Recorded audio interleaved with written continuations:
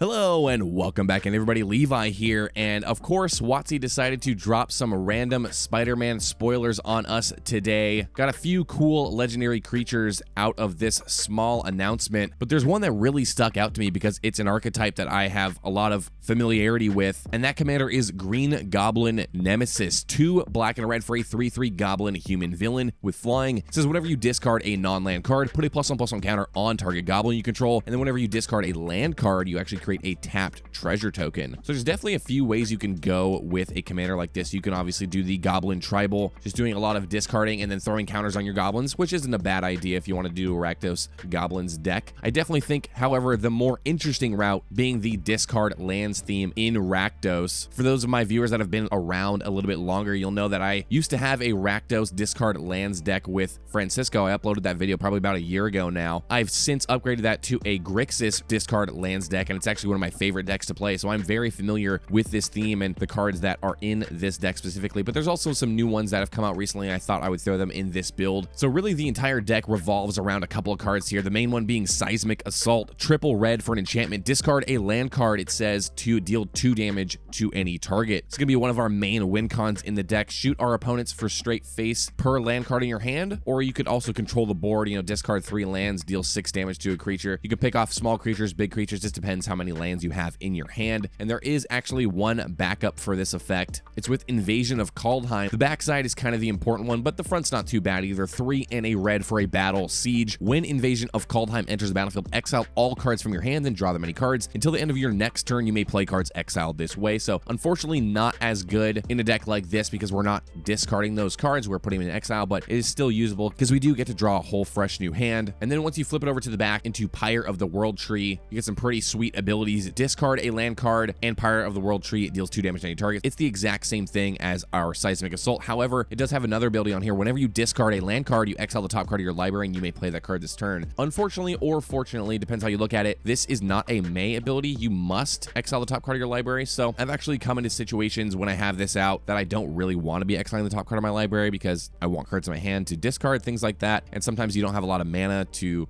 cast some of your bigger spells that happen to be exiled. So Impulse Draw, definitely not one of my favorite mechanics, especially since red is my favorite color and that's their main way to draw cards, but it is a good backup nonetheless. Then another really good way we can be discarding our lands is with Tectonic Reformation. 1 and a red for an enchantment. Each land card in your hand has cycling red. This also has cycling for 2 mana, which you're probably never going to be doing, but giving all lands in your hand cycling for a single red is definitely a very powerful ability. I also threw in all of the lands that have cycling on their own. I'm not going to be going into the lands too much here, but put all of the deserts and the Forgotten Caves and those kind of cards into your deck. Definitely worth it to get that payoff off of just the lands itself. And speaking of payoffs, we have a lot of them in Rakdos for discarding cards. I'll go over a few of them here. We got some new ones just recently out of Aether Drift. Magmakin Artilleris being one of them. 2 and a red for a 1/4 Elemental Pirate. Whenever you discard 1 or more cards, this creature deals that much damage to each opponent. It also has cycling itself for 1 and a red, and it also says whenever you cycle this card, it deals 1 damage to each opponent. So obviously you're never going to want to be cycling this unless some opponent's at 1 life and you need to ping them off for 1 more damage. I don't know. That's never going to happen, but usually you're going to want to be casting this and then getting the payoff for discarding cards, shooting your opponents. Another new one here with Ivora Insatiable Air. 1 and a red for a 1/1 Vampire Warrior with Trample. When Ivora Insatiable Air enters and whenever it deals combat damage to a player, you create a blood token. So the blood token's not too bad. You can sacrifice them to Rummage if you need to, but the important part of this card, whenever you discard a card, you put a +1/+1 counter on Ivora. So that bump on a trampling creature, especially the one that you can get out really early for only 2 mana, definitely a powerful payoff in the deck that could be swinging in for a lot of damage a little bit later in the game. Cavalier Flame up next. This card's insanely strong. 2 triple red for a 6/5 Elemental Knight. Has a few abilities here. The first one, pay 1 and a red. Creatures you control get +1/+0 and gain haste until end of turn. Really good for the haste if you need to give your creatures haste. When Cavalier of Flame enters the battlefield, discard any number of cards, then draw that many cards. When Cavalier of Flame dies, this is the important part, it deals X damage to each opponent and each planeswalker they control, where X is the number of land cards in your graveyard. Obviously, a lot later in the game, since I am running about 42 lands in this deck, it is quite likely by the time that this Cavalier of Flame is out and dying, you could have upwards of 10, 20, 30 lands in your graveyard. It just depends how far in the game you really are. But the fact that this deals to each opponent could absolutely end the game for you if you have the right scenario. I also threw in some payoffs for the treasure tokens because obviously when we're discarding our lands, we're getting those treasure tokens off our commander. So cards like Ingenious Artillerist are going to help us close out the game as well. 2 and a red Human Artificer. Whenever 1 or more more artifacts enter the battlefield under your control, this creature deals that much damage to each opponent. Just another great way to be dealing damage straight to our opponent's faces. And we don't just have direct damage, we also have other payoffs like Crypt Color Chariot, 3 and a black for a 5/5 vehicle with menace. Whenever you discard 1 or more cards, create that many tapped 2/2 black zombie creature tokens. This also has crew too, so those zombies could crew this. I like that you create that many tapped 2/2 zombies, so if you'd happen to cast like your Faithless Looting or something like that, you're gonna be getting 2 zombies off of this, as opposed to some of the older ones that don't really give you as much value. They only give you like 1. Doesn't matter how many you discard, you are still only getting 1, but thank goodness for all of the support to this theme lately, because it's definitely getting a lot more powerful. Next up, I'll go over some of the draw in the deck. There's definitely some really powerful cards here, like Path of the Pyromancer, 4 and a red for a sorcery. Discard all the cards in your hand, add red for each card discarded this way, and then you draw that many cards +1. Absolutely insane wheel, tacked on to a nice little ritual that can help you either discard more lands to your Tecton or Reformation, cast extra spells, whatever you want to do with that mana. It's just really nice. Every time I use this in my Francisco deck, it just goes off. Usually discarding like 5, 6, 7 cards, adding a bunch of mana, drawing a bunch of cards. Mask of Memory is a nice little fit in a deck like this, considering our commander has evasion, 2 mana equipment. Whenever equipped creature deals combat damage to a player, you may draw 2 cards if you do discard a card. So having a repeatable way to be drawing and then discarding seems to be really beneficial in the deck, not just solely relying on the instants or sorceries to do it for us. Similarly, I threw in Angie, Falcon Wrath, 1 black red for a 1/3 vampire with haste. It says tap, discard a card, draw a card, and then whenever you discard a card, if it has madness, you untap Angie, Falcon Wrath. So don't really have any madness in the deck. This is just a good rummager. There are some other rummagers or looters in these colors if you wanted to do more of a permanent theme as opposed to what I have in the deck, which is mostly instants or sorceries. You could also build around casting more instants or sorceries, like throwing in some magecraft abilities. I didn't really do that, but you definitely could in a deck like this, because you have a lot of cards like Decaying Time Loop, 3 and a red for an instant. Discard all the cards in your hand, then draw that many cards. Also has Retrace, which means you can cast it later from your graveyard by discarding a land card in addition to paying its other costs. And then once you've discarded your whole hand twice over and you still have some mana left over, play Change of Fortune. This card's absolutely ridiculous. 3 and a red for a sorcery. Discard your hand, then draw a card for each card you've discarded this turn. So again, with the Path of the Pyromancer, if you happen to, wheel away your hand, draw 7 cards, and then in those 7 is Change of Fortune, you're going to be drawing like 14 cards, whatever it's going to be. Just an insane amount of card draw in a deck like this. And again, similar to the payoff category, I also threw in the card draw category some effects that will be drawing us cards off of creating those treasure tokens, like Idol of Oblivion, 2 mana artifact, tap, draw a card, activate only if you created a token this turn. The other ability doesn't matter, you're never going to be using it. But basically, the main theme of the deck is discarding our lands to create those treasure tokens, so it's very likely on every one of our turns, we're going to be able to draw a card with our Idol of Oblivion. And the last category I'm going over here is the utility. Just some cards that don't really fit into the other categories, but really help propel our deck forward. I think in any deck where you're piling counters on your commander, which is not the main focus of this deck, but it is something we're going to be utilizing, especially considering it is one of our commander's abilities, your opponents are definitely going to be seeing all those counters stacking up on a flying creature, especially being your commander, so it has that commander damage. Your opponents are going to want to remove your commander to reset those counters and make sure they're not taking a huge amount of damage every turn. So in order to combat that, we need some protection like Blessing of Leeches. 2 and a black for an enchantment aura, has flash. It says at the beginning of your upkeep, you lose 1 life. You can also pay 0 to regenerate enchanted creature. I love this card, especially in a deck when you're playing counters. Normally in my Rakdos decks, I'd be playing those cards like Supernatural Stamina that just save my commander by bringing him back to the battlefield. However, it doesn't work if you have those counters because they're going to be gone, and your opponents will have effectively gotten what they wanted, even though your commander sticks around because they wanted those counters gone. So having those cards like Blessing of Leeches that stick on your commander and make sure he doesn't leave the battlefield, definitely a necessity in a deck like this. I also threw in cards like Return the Favor, double red for an instant with Spree. You can tack on an extra generic mana to copy target instant spell, sorcery spell, activated ability, or triggered ability, and you may choose new targets for the copy. That one's pretty good, but the one that we're probably going to be using this more often for is change the target of target spell or ability with a single target. So it's just a classic redirect in red that we can also copy things with. Just another great way to protect our commander if we need to. Then I have some graveyard shenanigans here. Return the Past, 4 red for an enchantment. As long as it's your turn, each instant and sorcery card in your graveyard has flashback, and its flashback cost is equal to its mana cost. So especially in a discard deck when we're playing a lot of these instant or sorceries, we want to be getting more than one use off of them. So giving all of them flashback on an enchantment is just a really fantastic way to get the maximum amount of value. Another insane value piece, Shadow of the Grave, 1 and a black for an instant. Return to your hand all cards in your graveyard that you cycled or discarded this turn. Say you discard 5 or 6 lands, get them all back to your hand, discard them again with some other effect. Tons of tap treasures, and then the next turn around, you have access to a lot of mana. Definitely some really cool play patterns with a deck like this. Next up, Squee, Goblin, Nabob. I love saying that word, Nabob. 2 and a red for a 1/1 Goblin. Hey, it fits with our commander a little bit, so we could be piling counters on this, which we never will because we're not casting Squee. It says at the beginning of your upkeep, you may return Squee, Goblin, and Nabob from your graveyard to your hand. What this is essentially free discard fodder every one of our turns. You know, this comes back to our hand, and we could discard it to our Faithless Looting or whatever it is. Just a great value piece overall in a deck like this. Last but not least, I threw in Changeling Outcast. This is definitely one of the coolest techs I have in this deck. Single black mana for a 1/1 shapeshifter with Changeling, and it says it can't block or be blocked. So pile all the counters from our commander from discarding the non-land cards onto the Changeling Outcast, and it definitely can't be blocked. You know, putting on our commander is good because it has evasion, but the Changeling Outcast is even better because he's guaranteed to not be able to be blocked. And it also takes a little bit of the heat off of our commander. You know, we want our commander to be sticking around for that secondary ability, not so much as a giant flying threat, and it's going to be painting a target on itself if we pile all those counters on it all the time, as opposed to on another creature like Changeling Outcast. So that's pretty much the gist of my Green Goblin discard lands deck. There's definitely a lot of cards I would add to this deck if I wasn't playing on such a budget. You know, I have this deck around like 55 bucks right now, which is actually crazy cheap. Most of my decks are pretty budget and they stick between like 50 and 80 bucks, but surprisingly, this one is a very, very cheap build. If you wanted to spend a little bit more, you can throw in some cards. Monument to Endurance, I believe it is, a fantastic card in this deck. If you really wanted to splurge for this deck, I really like Amulet of Vigor, because when our tapped treasure tokens enter the battlefield, the Amulet of Vigor will untap them, and it's like a $30 card, so obviously it's really good. But being able to discard those lands and then use those treasures right away, it really changes the whole dynamic of the deck. So if you wanted to upgrade the deck and spend a little bit more money, those are some options for you. I really like this build. I'm pretty excited to see the rest of these Spider-Man cards in the following days to come, whenever they decide to release more spoilers for it. But if you want to check out my full deck list, I have it down in the description below. Go ahead and click that Archetype link. Also in the description is a link to my Patreon. If you guys feel like supporting the channel, go ahead and give that a click. Head on over to my Patreon. I have a little intro video over there describing some of the perks you get for subscribing, like personalized deck text, things like that. But that's really all I've got for today, everybody. Thank you guys so much for watching, and I'll see you guys in the next one. All right, take care.